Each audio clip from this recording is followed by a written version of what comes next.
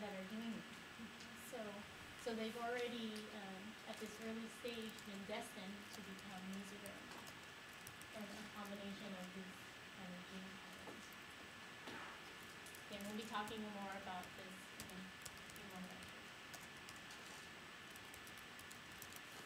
Okay, so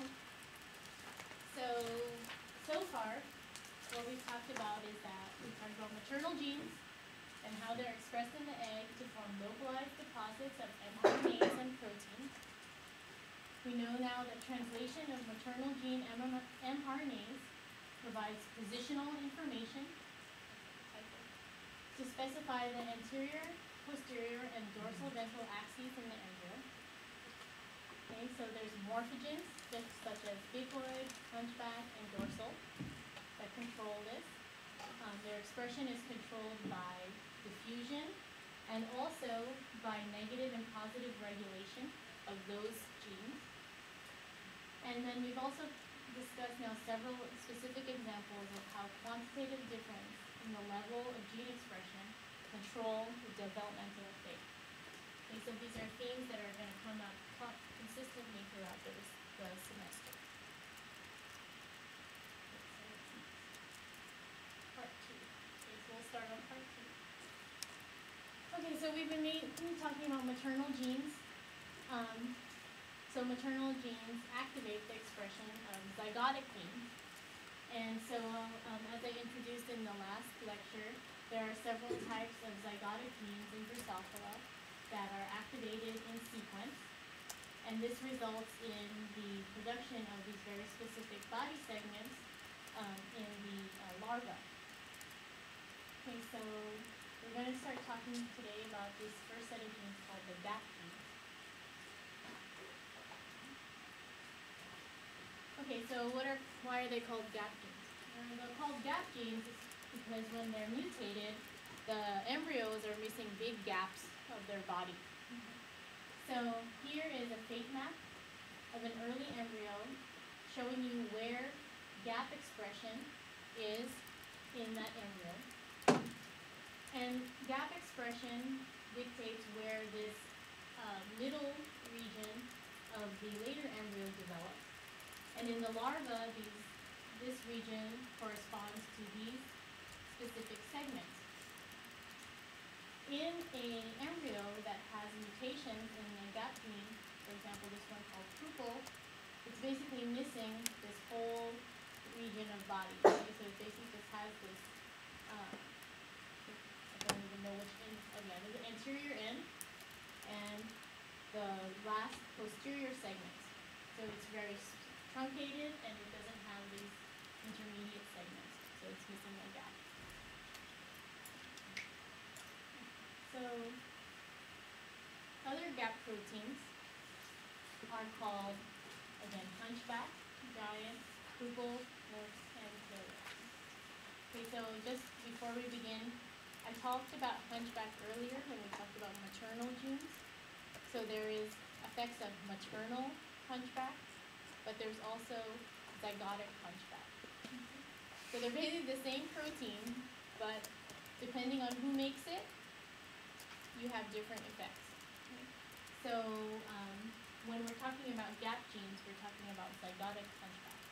When we're talking about the initial body patterning of the embryo that's laid down in the oocyte, we're talking about maternal hunchback. Okay, so gap genes are the first zygotic genes that are expressed along the anterior-posterior axis. And all gap genes encode for transcription factors, so they're going to be important for the control and expression of other genes. So maternal bicoid initiates this gap gene expression. And then zygotic hunchback, in turn, activates the other gap genes such as giant pupil and nurse and phase. Okay, so bicoid, maternal bicoid, helps set up this zygotic hunchback expression more in the anterior regions of the developing embryo. And this concentration of zygotic hunchbacks, these differences, help to lay down where these other gap genes are expressed.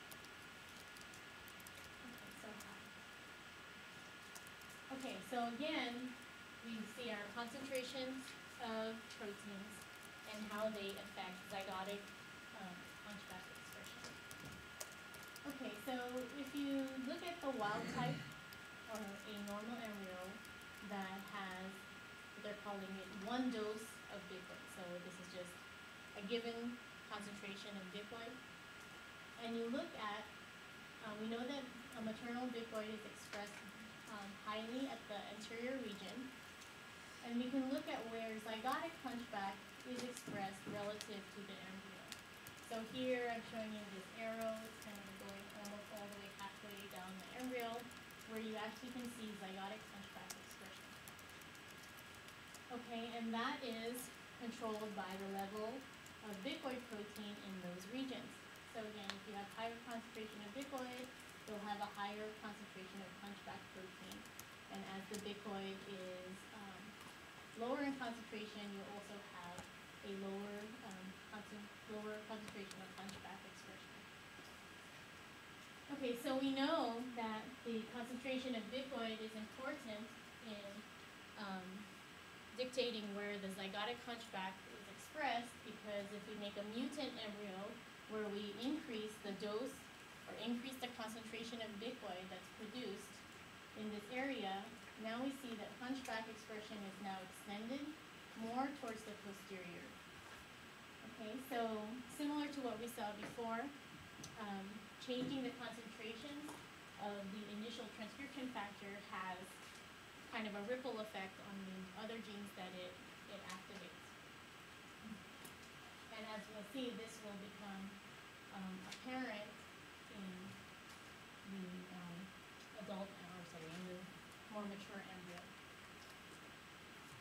Okay, so bicoid is a transcription factor, and it controls zygotic hunchback expression by binding to promoter sequences in the zygotic hunchback gene.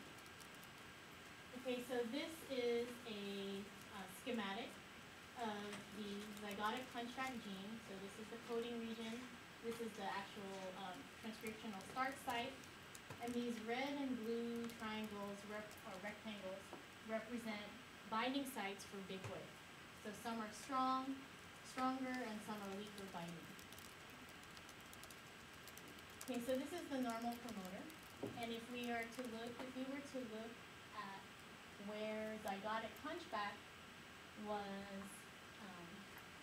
produced, we might have a hard time distinguishing between zygotic hunchback and maternal hunchback protein. You want to be able to tell because antibody to hunchback protein is going to bind both of them.